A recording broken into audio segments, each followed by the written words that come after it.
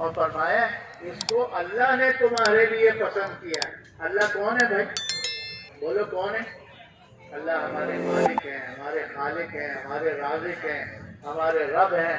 اس اللہ نے ہمارے لیے یہ دین والا راستہ پسند ہے۔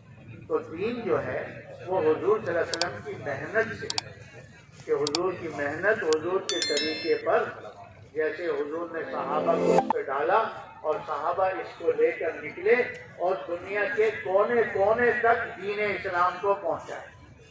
حضرت عمر رضی اللہ عنہ کے زمانے میں 22 لاکھ مربع میل تک اسلام پھیل گیا۔ حضرت معاویہ رضی اللہ عنہ کے زمانے تک 70 لاکھ مربع میل تک اسلام پھیل گیا۔ بعد میں امیہ خلفاء آئے اور پھر عباسیہ خلفاء آئے۔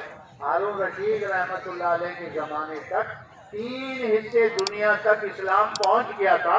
ایک کونا چوتھائی دنیا کا یورپ کی طرف کا رہ گیا تھا، باقی سب تک اللہ کا پیغام پہنچ گیا، کیونکہ حضور صلی اللہ علیہ وسلم کو یہی غم تھا، یہی فکر تھی، یہی اڑن تھی کہ میرا کوئی امتی جہنم میں نہ جائے، میرا ہر امتی جنت پہ جانے والا۔ یہ فکر اور اڑن صحابہ کے سینوں میں آیا اور صحابہ وطن کو